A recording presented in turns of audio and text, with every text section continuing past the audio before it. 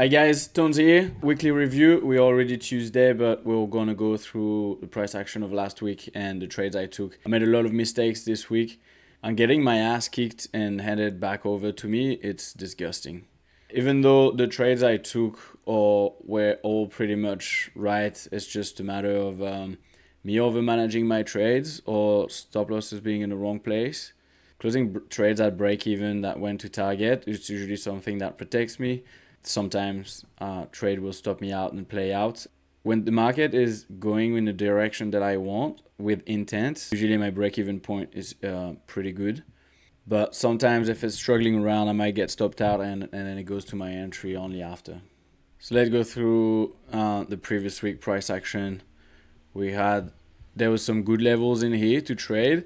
And then once price started breaking down like this is an area where I struggle a lot. If we get vertical price action or dump like this, I'm really not at my best in this sort of environment.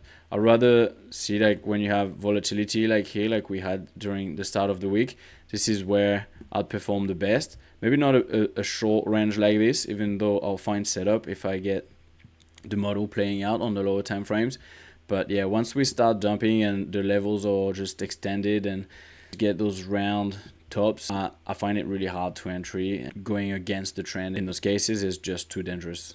I started a new evaluation, by the way, this week. So all those trades on a brand new account of 200K from breakout. We had pretty clean 1, 2, 3 levels up and then 2 retrace and then closed the CME gap when price closed the US session on Friday. So retest that zone here. So from that point, once we flip that order block bullish, I was looking for longs. So what I did here, and we're gonna go on the lower time frame here for that area, that order block that created the changes in market structure, we had that V formation holding the 50 EMA. I was looking for a hold of the 50 EMA and then probably a retest of that zone. So I simply put an alert on that zone and went to do something else in the house still, like available at the computer if I had to. And I missed that alert somehow. And when I saw it on my phone, price was already up there. And usually I don't chase price if I don't get my best entry down there, which will give me the best stop loss. So this is part of maybe the first mistake where I entered late and I should have waited for maybe another retrace. Sometimes, especially on a Monday, price will shoot. And so I just wanted to be part of that move. But if I did enter here with my stop loss here, when this moved out like this, I would have probably gone break even because for me, price had no business returning that low. And when I quickly looked at is we had those highs that were just taken on Monday and we might actually just keep going lower. So this is the same price action here on the 15-minute. Price action just recovered all that up candle. I really thought that this was actually probably a fake move and that we were actually going to retrace down for the week. The mistake that I did on this one is usually I have my 2-hour time frame where I'm just going to cut off my trade if it's not in profit or hovering around entry. In my head, we were going to go lower. So I just raised my stop loss and try to save a couple bucks for myself. This was luck that I didn't get stopped out, I would say, on this trade, but I would have not been stopped out depending how I would have managed that trade later. I mean, at least I would have not had that much of a loss. Probably close that trade later on. If you look at the course of Asia and maybe all of UK, where I wasn't even at a 1 hour profit on that trade. So come UK, I get my level 1 price here ended up holding a little bit better on Bitcoin than Ethereum. I took those lows and we go up levels, and on Bitcoin I had a good retest of 50% of Asia, reclaiming some order block, becomes a breaker block, holding the 50 EMA. I enter on ETH. The best entry would have been down there because it was possible, and because I wanted to see price prove itself, I waited for price to get back to Asia highs, and that's when I entered. From there, the trend didn't go anywhere. I thought we were going to take this high pretty quick. That was the weekend highs. We did not, and instead rejected this supply. I had this supply marked as well, which we rejected from at first. This is why I was careful with this trade. I hit my 2-hour mark and went break even plus my fees because Lately, my fees have been costing me around 20% of my stop loss because my stops were pretty tight. Raised my stop loss just up there and ended up being stopped out, and this trade would have been a winner. So at this point, I get a loss and a break even, and on 2 trades that could have been winners.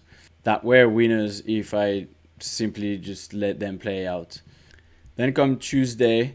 This is one of the setup I like the most, which is the high in US. Dead gap zone fails to break that level, and Asia fails to break the level of dead gap zone. It's just I didn't find this entry really appealing, and it was right in the gap, right on the first minutes of the gap. And half an hour later, you could argue that it was an entry still with that inverted hammer targeting. The Asia lows was on 1.6, 50% of the week was a better trade, but we didn't go there. Ethereum did not go there. At this stage, I didn't want to chase price because I was late, and I ended up doing it anyway. What I did is I flicked back to the 1 hour on Ethereum, had this beautiful M, and we were here actually retesting that 50 EMA. So I did enter late and had my stop loss here because for me, continuation, the model say continuation to the downside, and you get your level 1 and then level 2 and level 3. So I end up entering this trade on the 1 hour and chasing price in a way, and I'm not for playing the higher time frames. I felt like my only option at this stage.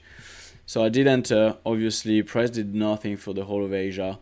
Came UK, M retest of the EMAs, taking the people that were short from this level. A liquidity grab here as well. And I waited for this retest. That's when I entered my trade, and trade went nowhere for 2 hours. I was actually at training here, and when I came back from training a little bit after 2 hours, come back at my laptop and start the question: should I close this trade because I'm just past my 2 hour mark? At the same time, what I saw is like we're still rejecting those EMAs and probably forming a lower high. And like I said, I've been out of trades trying to protect me that went into profit. Just before price broke out, I realized a little bit late that we were holding this wick here, which was a hammer with a fair bit of volume in the gap. So price did not go back in that wick the whole time and was creating that downward trend line. And usually price compressed like this, it shoots up. And when I saw this, I started questioning it and what I should do. In no time, just price went to my stop loss and it was too late. This is a mistake that I did not respect my 2 hour mark cutoff. I could have lowered my stop loss here. I could have closed my trade here when I was close to entry. And I had some hopes, and I failed to realize this pattern that over the last few weeks, I think happened a couple times. This is sort of an example here where you had the move same end of Asia, and price really, it did sort of come back here, but not fully. And you have this downward trend line, and boom, you get that explosion to the upside. This was the one that I actually thought about when I was in the trade.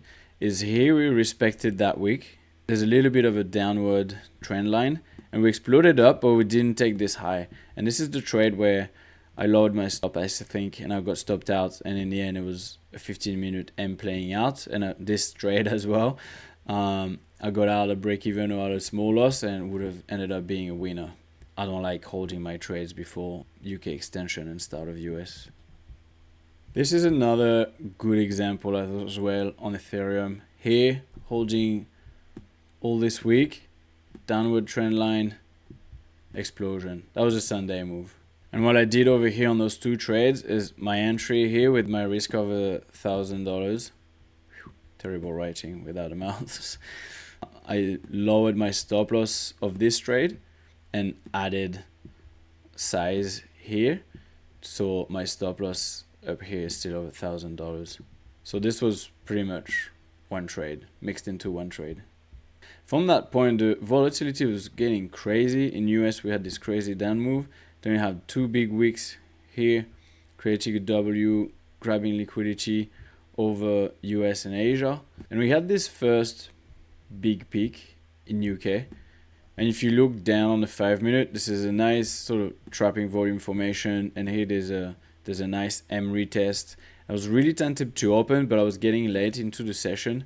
And what I've noticed is with that volatility, I wasn't keen to get involved in the market, especially coming in US and me being asleep for that session.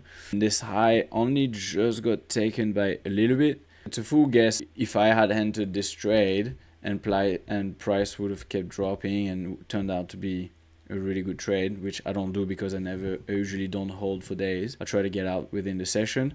I would have probably maybe not been stopped out, and it would have been a trade in profit. Might have been stopped out. Here on Bitcoin, this sort of behavior, you do not want to enter a trade and just wait for the extension of UK into US, because there's a high likelihood you're going to be a victim of liquidity grab. My Friday trade, here my idea was that we had our 3 levels down, a clean W, big W under the previous low of the week, a level 1, a retrace composed of 1, 2, 3 levels, which was really good, a W retest of 50% of previous day, and I wanted to enter here a reclaim of that area. But here this is outside of my trading window and I'm actually still at work, and I waited here, came back from work.